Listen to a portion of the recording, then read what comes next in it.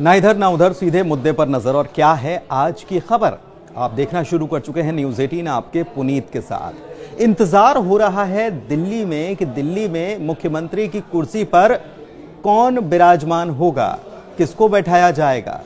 तो सूत्रों के हवाले से खबर निकलकर सामने आ रही है और खबर जो आ रही है उसके मुताबिक दिल्ली में मॉडल अपनाया जा रहा है छत्तीसगढ़ का।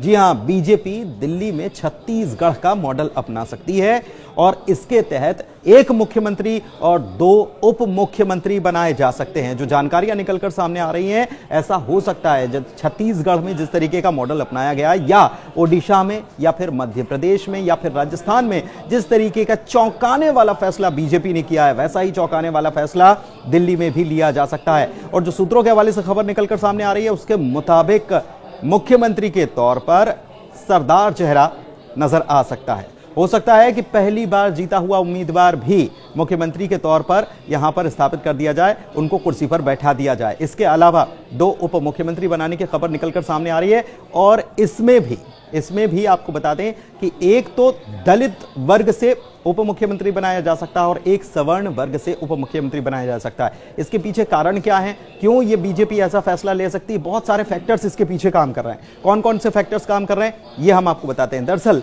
पंजाब को नजर में रखा गया है, साथ ही साथ बिहार को नजर में रखा गया है, क्योंकि बिहार में भी चुनाव होने हैं और पंजाब में पंजाबियों को रिझाने के लिए पंजाबी या कह सकते हैं कि सरदार जो है उनको मुख्यमंत्री पद की कुर्सी पर बैठाया जा सकता है। सबसे बड़ी बात यह है कि विधायकों में से ही चुना जाएगा, किसी सांसद को नहीं लाया जाएगा, विधायकों में से ही किसी एक को मुख्यमंत्री बनाया जाएगा। ये एक बड़ी खबर निकलकर सामने आ रही है। इसके अलावा अगर बात की जाए दलित चेहरे की, तो उप मुख्यमंत्री के तौर पर दलित चेहरे को उम्मीदवार उप मुख्यमंत्री के तौर पर दलित चेहरे को यहां पर बिठाया जा सकता है। इसका कारण यह है कि बिहार को बीजेपी को साधना है।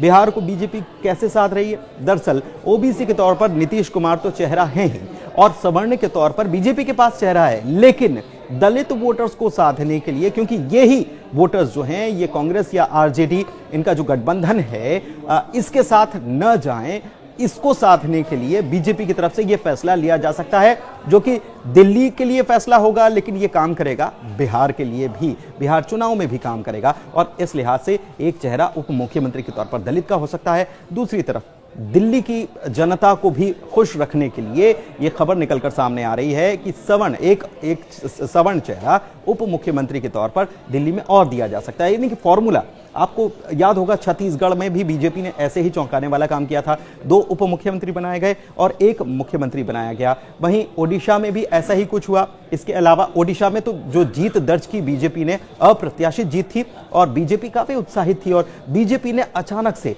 ऐसा चेहरा वहां से निकालकर उन्होंने मुख्यमंत्री के तौर पर दिया जिसकी शायद किसी ने कल्पना नहीं की थी। लेकिन बीजेपी हमेशा से चौंकाने वाले फैसलों के लिए जानी जाती रही है और यही फैसला माना जा रहा है कि दिल्ली में भी लिया जा सकता है, चाहे वो 2 उप मुख्यमंत्रियों की बात हो, जो कि एक दलित के तौर पर हो सकता है और दूसरा दलित वर्ग से आ सकता है और दूसरा जो है वो सवर्ण उप मुख्यमंत्री बनाया जा सकता है और सरदार चेहरा हो सकता है कि उप मुख्यमंत्री के तौर पर उनको जगह यहां पर दी जाए, उनको बैठाया जाए। तो ये बड़ी खबर निकलकर सामने आ रही है और बहुत जल्दी इसको लेकर फैसला हो सकता है।